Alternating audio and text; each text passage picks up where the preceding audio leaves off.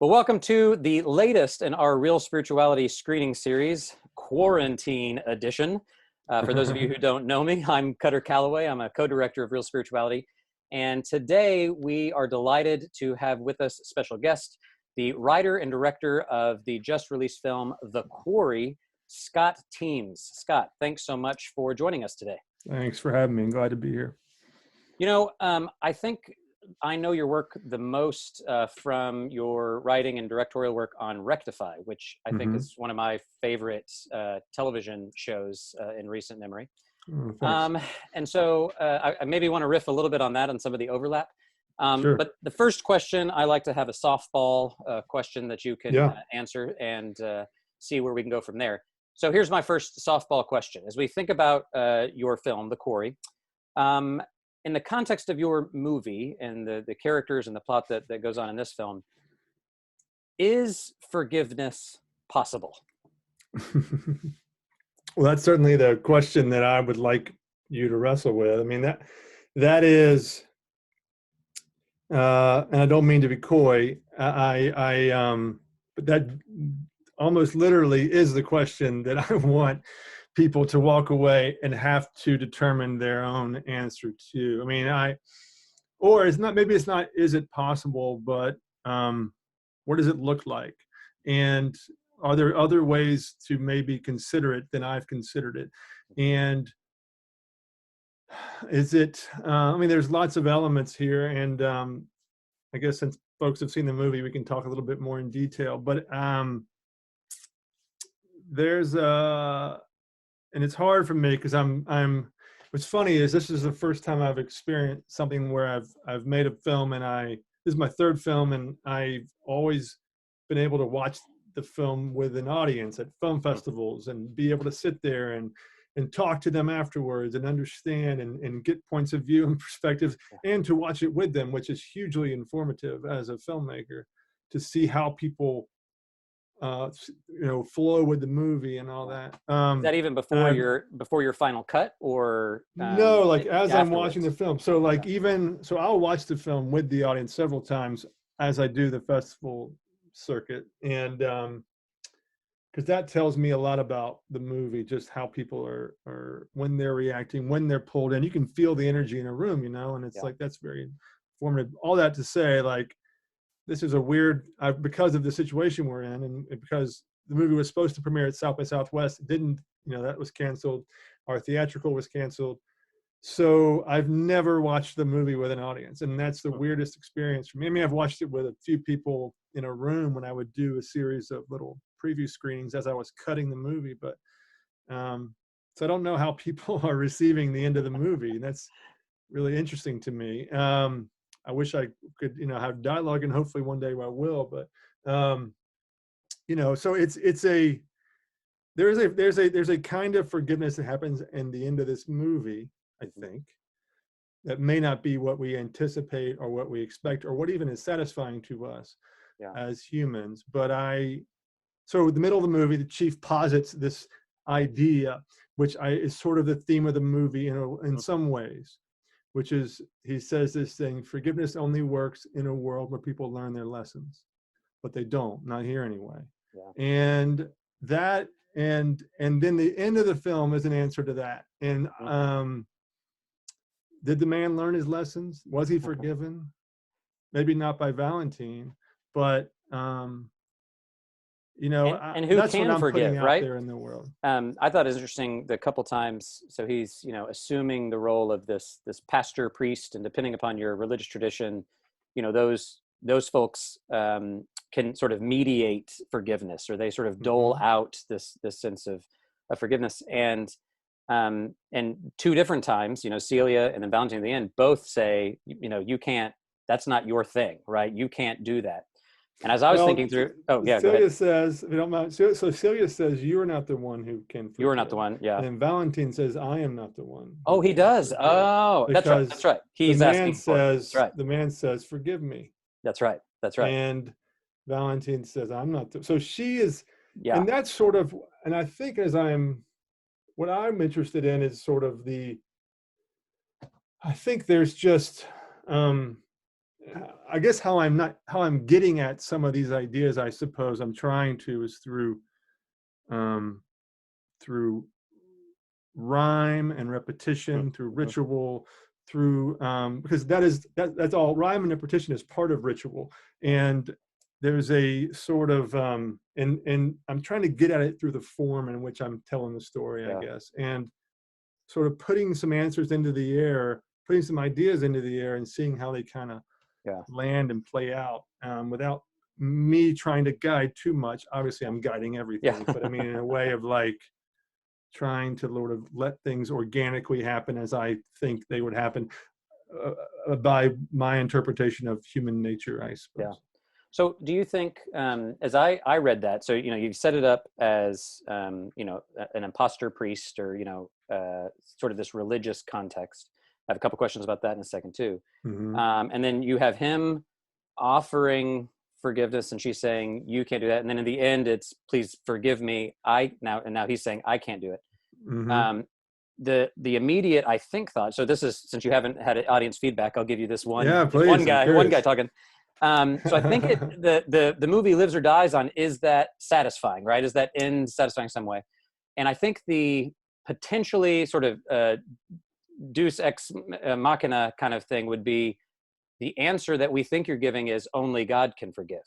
Okay. And that would make sense from a religious perspective, and some will go there. But I think my read of it was, he had to forgive himself. So in each of those cases, so Celia is the only one that could forgive her failures, her slights, or whatever. And he, as he confesses his sins, is the only one that could forgive him. So there is an interesting turn of, I actually think that is a sort of divine thing, a spiritual religious thing, but Hmm. it did for me, it did come off, and it worked, because I think that was the sort of inversion that was implied. I don't know if that Hmm. was where you were getting at, in those multiple conversations of who can actually forgive, if there is such a thing. I love that interpretation. I mean, I think that the best case scenario, the best films that I've experienced as a viewer, are the ones where I have enough information to make draw my own conclusions, and yet I'm not always sure, and I have to go and think about it. Again, I just want something to wrestle with. That's what I want in a movie. From a Yeah, movie, I want to be challenged in how I see the world, and I guess that's what I'm trying to do, is to say, not to challenge you because to be yeah, confrontational, as much as it is our way the only way? And I mm, certainly, in American Christianity, there's can be a myopia that is, I think, very damaging to the culture at large. And so I'm trying to just open up these ideas and say, are there other ways to look at it? Who can be forgiven? Who's worthy of forgiveness? What does yeah, forgiveness look like? mm, Does it matter? Does forgiveness between people matter more, as much, less than forgiveness between God and man? Forgiveness of oneself? mm, Is it all? These are. I'm just curious about yeah. provoking thought and questions. And there's, I think, a pretty sophisticated conversation about the potential of it being cheap, right? I mean, so Hmm. the chief brings Yeah. that up, like, Jesus made it easy. Hmm. In many cases, even the confession of guilt is really just to assuage my own sense of, I feel bad. It's not the Hmm. sort of thick notion of forgiveness that all these characters are really after. They're really after a robust notion of forgiveness that a lot of times, specifically Christians, seem to forget is involved, which I really loved. I also thought, what was interesting is, you kind of poked at our sense of, not just forgiveness, but who we think is capable of leading us spiritually. So I thought this, as I was kind of watching, I'm sitting here watching this guy who we know is an imposter, in that sense. But then I thought, he actually becomes a really good pastor to these people, Yeah. and they even name it, right? Like, oh, you're Yeah. legitimate. Hmm. So we know, because of, Shea Wiggum does a fantastic job, by the way. So I don't know if that was all him or your directorial work, maybe both. Really great job there. But he's really complex in that he's not a monster, but he does describe himself as a sinner, right? He comes in here, but he is an imposter, right? And so what I kept thinking through was, he's a sinner with a past whose present actions, no matter how good they are, how great he shepherds these people, can never wholly undo what he has done before. And from this perspective, do you think there's a sense in which all religious leaders are in fact imposters? And if we convince ourselves otherwise, specifically, let's talk about American Christians. If we convince ourselves otherwise, who do you think's lying to themselves more, the congregation or the clergy? Man, I love that question so much. Uh, even the fact that you asked that question in relation to something that I was a part of makes me happy, because that's an important thing to wrestle with. I feel like, it's no, that's a small part of the movie in sum total, I think, but it's a very important part for me, just in terms of my perspective on things. And when I started thinking about what this guy would do, and a lot of this comes from the novel upon which the movie is based, but that novel, Damon Galgut, the author, South African author, it's set in South Africa, post-apartheid South Africa. So it's different in a lot of ways. The setup's basically the same. Guy kills a preacher, comes to town, pretends to be the new guy, gets in a cat and mouse with the sheriff. But Galgut was much more interested in sort of the cycles of violence, human nature, mankind's propensity toward violence, and that was where he sort of leaned to the story. Same setup, same ideas. I just sort of leaned in a little more toward the religious aspect, because I was curious what that putting on the robe, so to speak, or literally putting on the robe, what it would do to somebody. And then I sort of stumbled upon this notion where if you were trying to impersonate a preacher and you wanted to do everything you could to not get caught, then you would eliminate any of your own sermonizing, editorializing, anything that might reveal your fraudulence. And therefore, the only thing that won't is the scripture itself. So he comes up and all he does is read the book. And that's what ends up having an effect on people. So it's that very much, to me, I was like, I often think how far we've gotten away from that. And in American Christianity, specifically, because that's all that I really experience. We've all seen how beholden we are to the cult of personality, and how I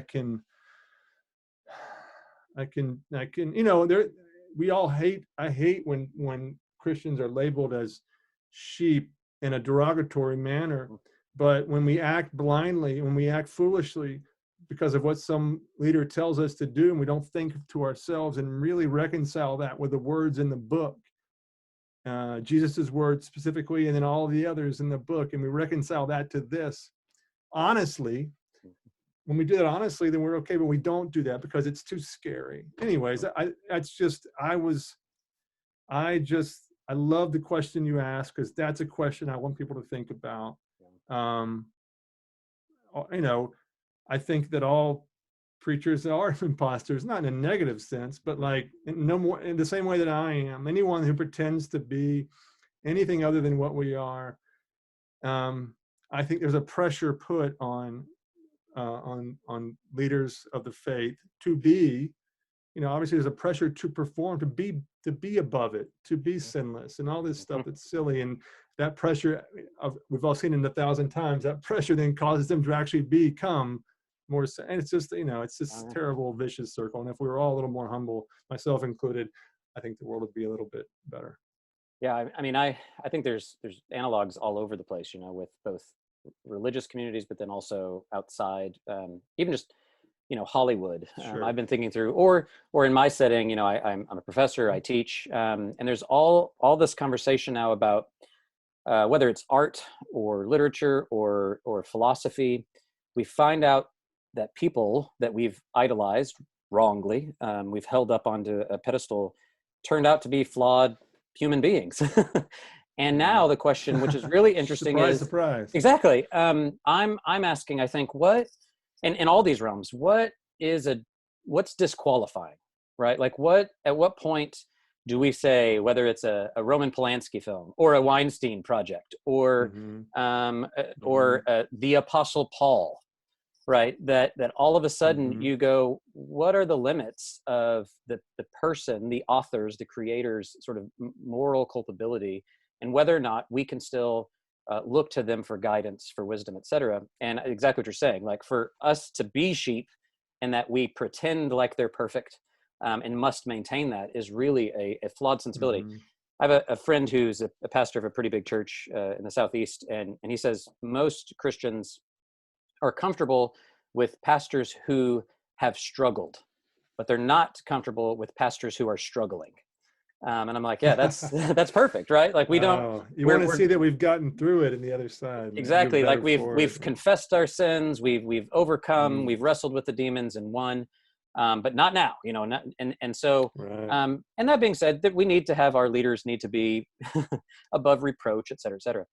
But I love your use, and that sort of the next step is your explicit use of scripture. And this at first second got me worried.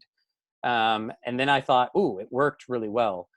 Because when you start, you know, he's actually quoting scripture in multiple times. And one of the opening is from Timothy, you know, when he's talking about being the chief of all sinners. And Paul there is saying not simply, I once was broken and flawed and failed, and now I'm reformed. He's saying, no, I'm currently now. You should see me as the chief of a moral failing. But then he sets that up. And then as far as I understood how you were using scripture explicitly in the movie, it kind of, there's 4 points that seem to kind of offer a theology of his character, his own internalization. Sure. And there's a risk there, I think, as a filmmaker, where you could become sort of didactic. It's just pure expository. Totally. How did you think through both using it in the film, making it part of the content, but then making where it wasn't just on the nose about where that character's going or what you thought he should be thinking? Yeah. I mean, I think that because I think the reason, if it works, which maybe some people it won't work, if it works, it's because I'm hopefully never talking to the audience. Yeah. I mean, I am in the sense, but it's never like, this is how you should be. If I have a problem with any quote unquote Christian films, it's that, you know, they're, you know, anytime you lean into propaganda telling you this is how you live your life a certain way, and this is how you make your life better. And this is, I mean, this is just this movie is a tragedy upon tragedy, and he's always doing this. Scripture is just revealing his own nature to himself. And when it's not doing that, it's just weird. And that's also beautiful, like at the funeral. And that's also beautiful. I mean, it's like, I don't want to, if it works, it's because hopefully it's not too precious. It's not, because I like all aspects of the Bible. I like when I open it and it speaks directly to my heart and pierces me. I like that it's weird. I like that it's dark. I like that it's beautiful. It's all those things. Yeah. And to pretend that it's not any of those things is silly.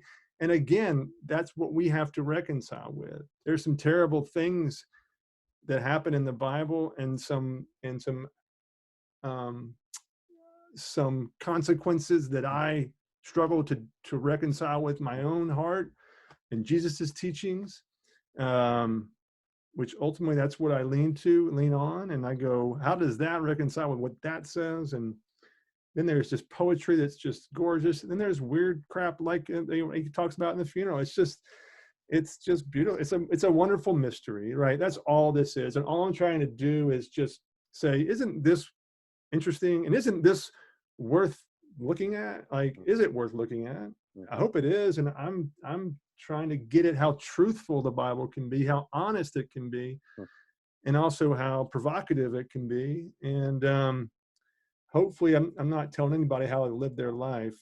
And that's why I hope I can avoid anything that feels like propaganda. I mean, we dealt with that on Rectified too. You know, we have this character who's a devout Christian.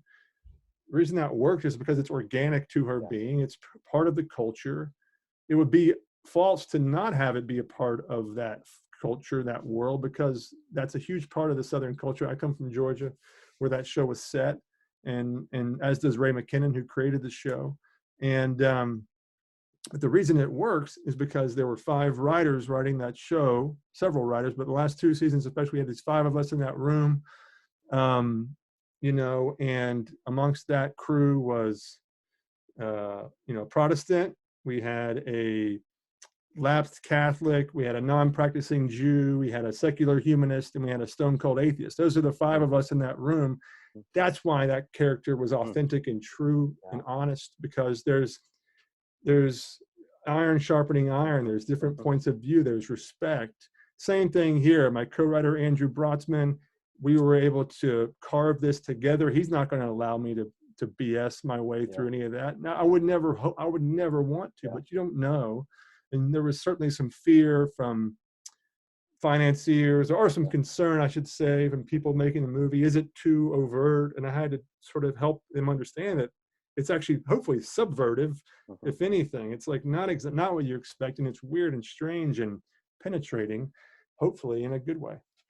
You know, it's I don't know if you did this on purpose, but the line for the chief after that Isaiah text at the funeral is perfect. I often wonder, like, if you're in a sci-fi movie, I think I read this in Robert McKee's story, where he's saying, if you ever have a moment where you think the audience is going to be taken out of the film, just put what they're thinking in the mouth of a character. Totally. And then and so I'm like, I felt like that happened. I'm like, oh yeah, okay, good. Yeah, it is weird and strange and what's going on. But I thought it worked in part because of what you're describing. Like the character himself is doing this thing. It's internal to who he is and what he's, you know, trying to basically cover as a priest.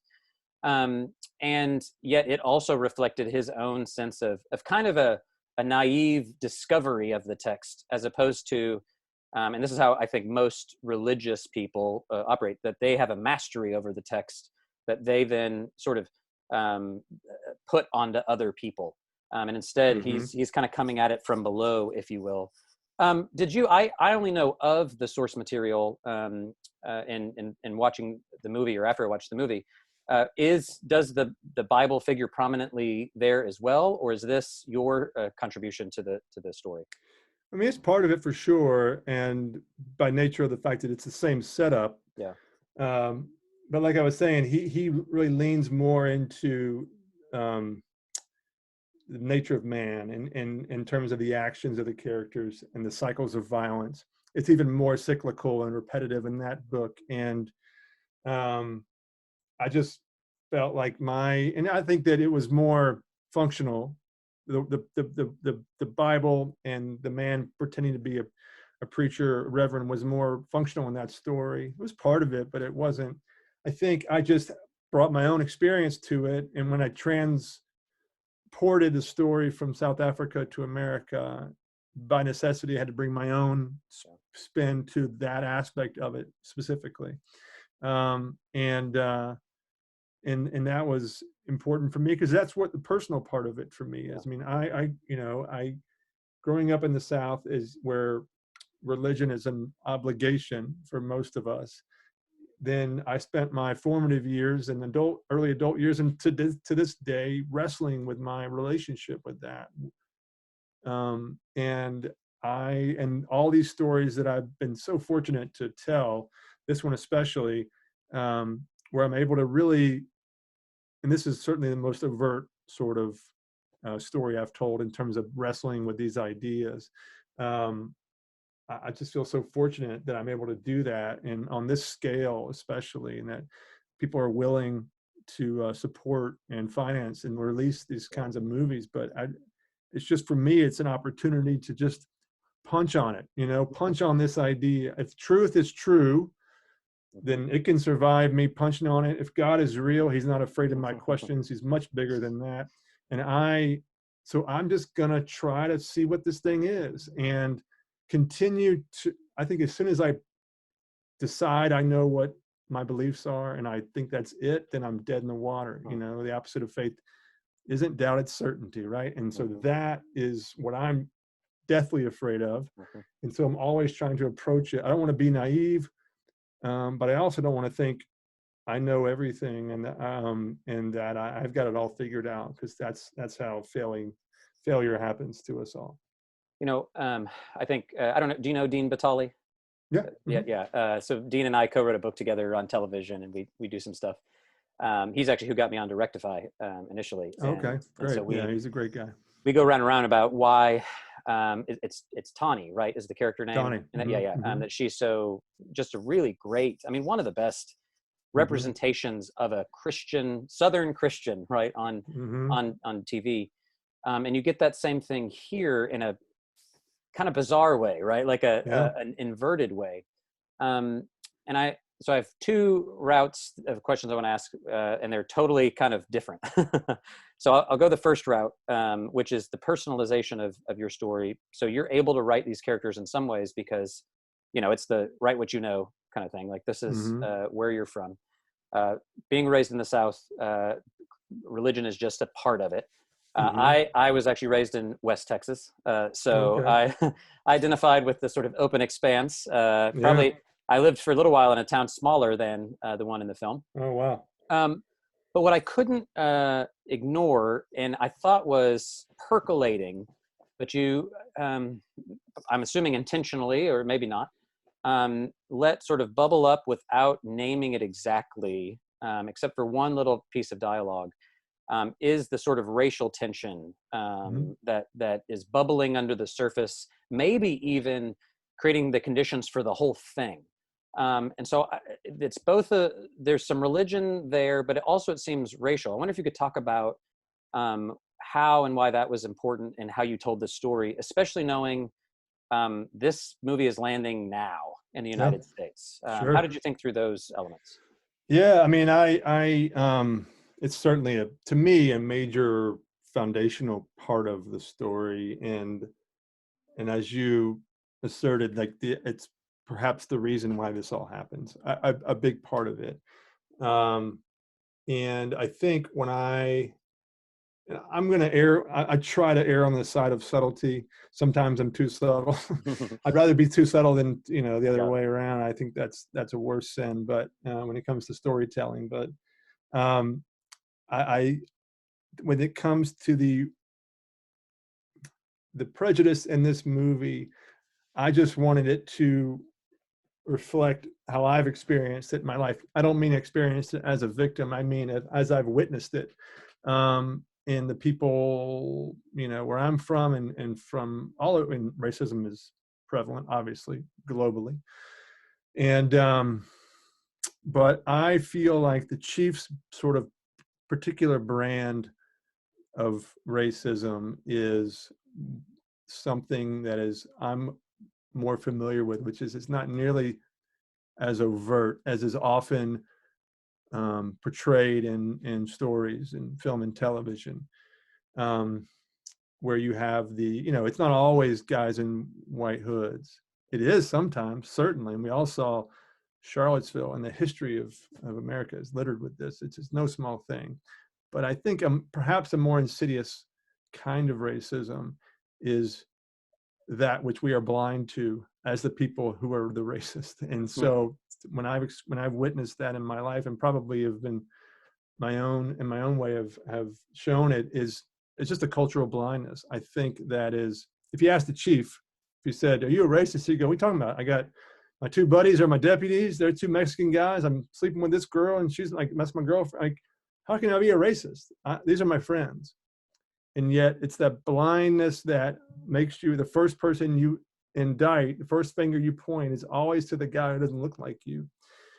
And he would say, "Well, I have reason to. That guy's the criminal, da-da-da." But it's the assumption and the presumption without even considering the other guy when it's right under your nose. And I think in that I think it's a much more subtle kind of prejudice that for most people, when I don't know. I guess that's how I have witnessed it. I wanted it to be a part of the story because it underscores everything and sort of sets up all these pins to fall the way they do. I don't know. It's that thing where it just felt in my gut this was what the story's about. This is this character. But he's a nice guy. I mean, he's not, he's a charming guy. He can be really charming. and Mike Shannon might have a different take on this, and he does in some respects. I mean, and that's what I like about the collaborative art of filmmaking. He and I can both have our own perspectives, and they are different. And I'm sure when I read some things he talks about with this movie, he may have a different point of view. But I feel like that's the trust you put in as a filmmaker. You bring people in, you talk about it, you come to your own conclusions, and I trust that truth wins out in the story, and that our different points of view can lead to some sort of character that has layers and dimensions. And I think the easy thing in a film is to get information to the audience as quickly as possible, and so that's why they traffic in these tropes so often. And so you get the kind of the racist character. It's easier to tell that story because it's so clear, right? It communicates so clearly.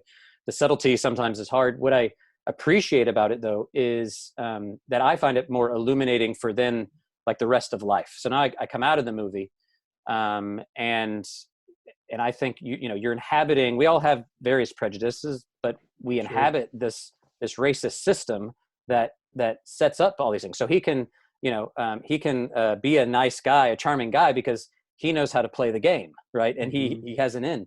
The immediate thing I was thinking through in terms of what the cop does or doesn't, who he does or doesn't think is guilty, or the assumptions he makes, is the current situation where we've been all advised in LA County and the state of California to wear masks now anytime we go outside.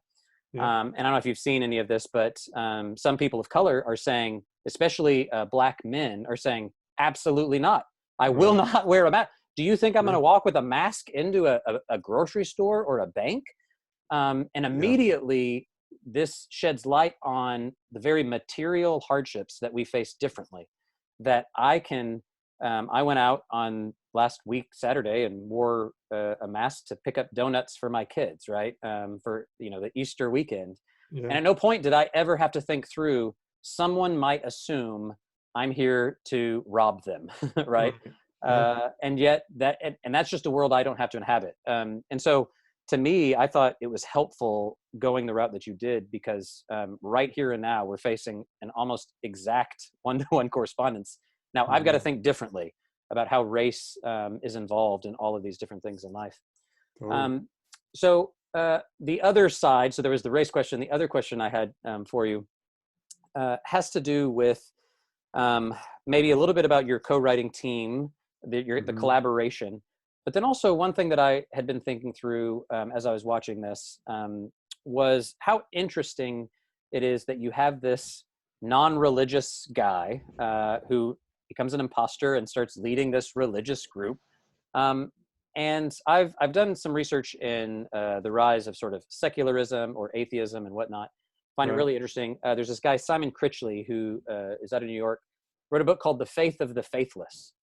And his claim is that people who are not theists, don't subscribe to any sort of religion, actually demonstrate a kind of faith that is more sincere and enduring than people of religious faith, because they have to put their hope in something without the kind of guarantee or security that the great hereafter provides, right? Yeah. So I was thinking, I wonder if there's any sort of legitimate idea, and this is what just your movie prompted that maybe is side, so sorry if it's not, but go with me here. No. Is I wonder if actually the best kind of, we call it a pastor, a priest, but leader of a religious community is actually a non-religious person. Because they don't have an agenda. They don't have some sort of guarantee that they're going to, at the end of the day, it's hard to not be trying to coerce people a little bit if you have sincere religious faith. So I don't know what you think about that, or if that even came up as you were trying to think about this character, about how to make him plausible.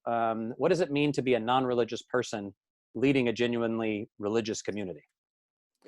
Yeah, I mean, that's another great question. And I always feel like when I try to talk about these things, and you articulate things so well, and I'm just like, oh, that's why I write these stories, and because I can't articulate them when I'm trying to talk about it. And but I think that's really interesting. I mean, certainly for me, I feel like that is the great struggle of all ministry, right? I mean, that is when you're ministry, when you're in ministry and your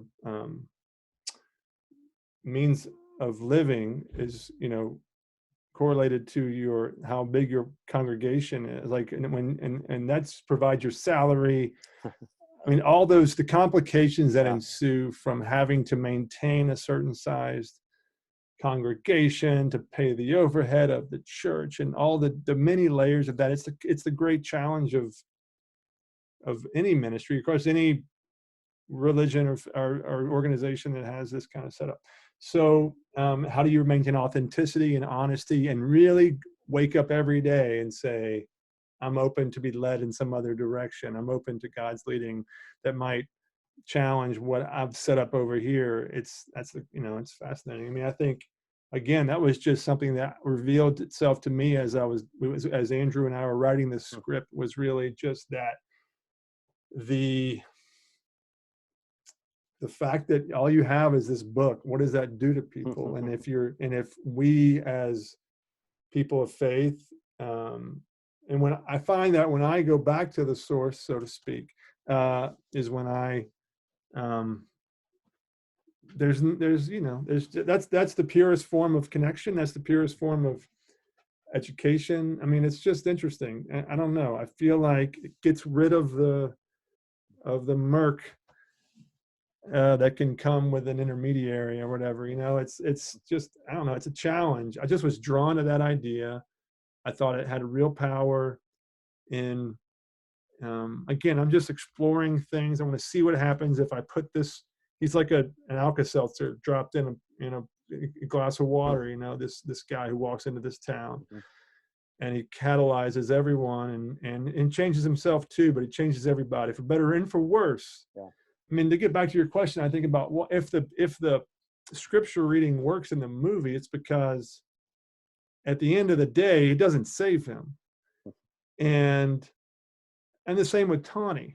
So Tawny started out here, right? Pure faith, like nothing can go wrong. She hit some real obstacles, drops way down here, loses her faith, really, you could argue. Like through all life, she was naive, she was young, she had this real innocent faith that hit life. She drops down here, and it's an honest portrayal because she doesn't come back up to here and everything's going to be great again. She ends up right in the middle somewhere with a more nuanced, mature faith. And I think for this guy, he starts out down here, and through this encounter with these people, this community that accepts him because of the truth at the core of their community, he then rises up to here, and he has that moment at the picnic where he's fully embraced, and you see him smile for the only time in the movie, really. Yeah. But that's not where he lands, because that's not true to his actions in this world. Like, our actions in this life have consequences here on earth. And so he ends up somewhere like here, right? So it's like, I think for both of them, that's why if they're honest, it's why they're honest. It's because it's not black and white. There's a lot of gray, and they end up in this gray area where they just they're more mature. They've experienced life. They've come to some kind of peace with their circumstances, hers being good, his being not so good. Yeah. And and so that's why I hope, if it's an honest portrayal, that's how you get there. Nice. Because that's life to me. Ultimately, that's life for me. Like, my life is not rosy, man. And it's, and I mean, on one hand, I'm incredibly blessed and fortunate. But it's like life hits us all. And I think when we pretend it doesn't is when we get into trouble. And again, it's like, if God is real, that's part of this thing that he's created. And let's not pretend that that's not, because I think people can be drawn to a more honest expression of faith and the experience, the life of faith, I guess. That's what I hope anyways. That's good.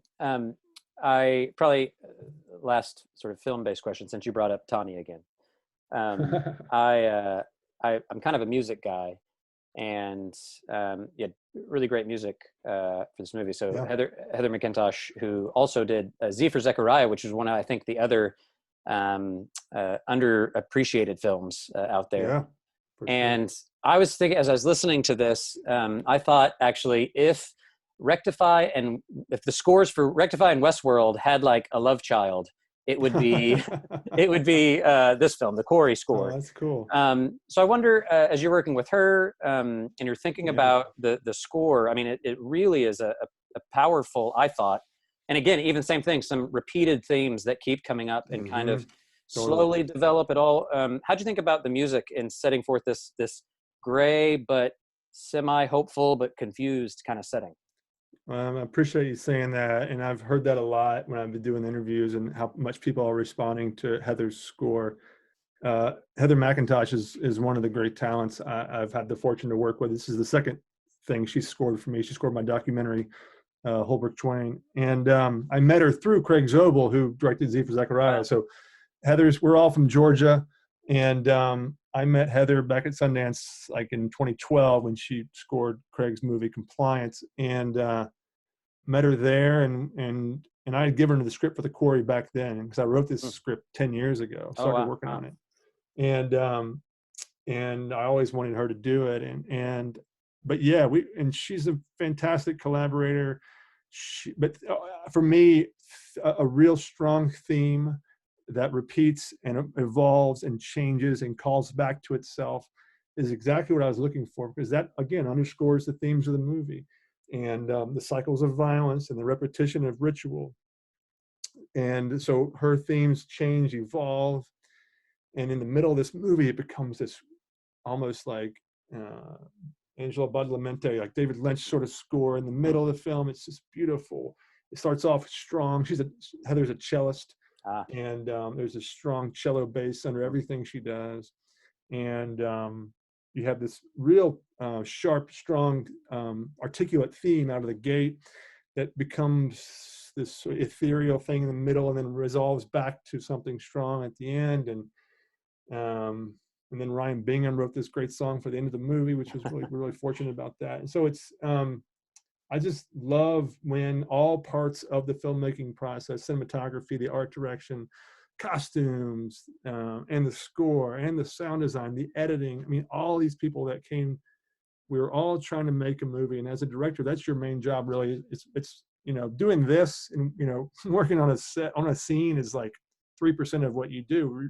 You're really just trying to like paint a picture for all these people who speak different languages. Heather speaks language of music or cinematography or art direction, production design. You say, this is the movie we're trying to make, and you're trying to point everyone toward that same idea, but in their own language. And if you can get everyone there, that's your job as a director. So you're like a cheerleader, a teacher, a coach, a manager. That's what your main, you're all these different jobs, leadership jobs, really, more than anything. And the art part of it comes into play, but not nearly as much as you'd like it to. Huh. You're trying to manage people and get everyone toward the same goal, on set and then in the post process as well. Yeah, that's wonderful. Well, she did a great job. You all did a great job. Thanks. I didn't know. Thanks. So the end song was written before the film. Yeah, it was. Um, Yeah, Ryan Bingham, he's who I've always liked, and he and Shay are old buddies, and he was very kind to write this song for us. so it ends with the line, where I'm from, the devil is real. Mm-hmm. And I usually ask Yeah, folks, our institute's called Real Spirituality. So we think yeah. sort of very, really broadly about the term spiritual. And you might have answered it with question number one in terms of forgiveness, but maybe then now at the end, if we think where I'm from, the devil is real. Mm-hmm. If you were going to say, here's sort of the core spiritual conversation I'm inviting people to have now that they've watched my movie, Hmm. what would you say that is? Oh man, I do believe. I mean, primarily, I think it's about this idea of the notion of forgiveness, and really, what does it look like, and can I imagine that it might look different than I've thought it did all along, or is there another way to look at it? That idea I said about just the way I like to just approach this belief, this idea of God, and from different angles, and just punch at it a little bit and see what I might see. I mean, for me, it's just I just want people to think about it. I mean, there's this great quote that I don't know who to attribute it to, but Um, I was I would first learn about it through Ron Austin, one of my heroes, who wrote this essay in the Image Journal years ago, which sort of has been a real cornerstone for me. But he quoted this person who said, the problem with most, I'm paraphrasing, the problem with most Christian writers, Christian artists, is that they want to give us the answer before they live the question. And so all I'm trying to do ultimately is avoid that. And I want to live the question, I want to live the question, and I want you to live the question.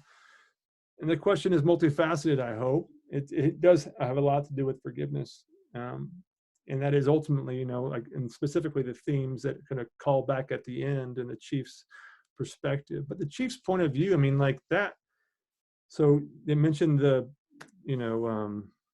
forgiveness only works in a world where people learn their lessons. And also what you said, Jesus made things too easy, which is sort of a nod to Flannery,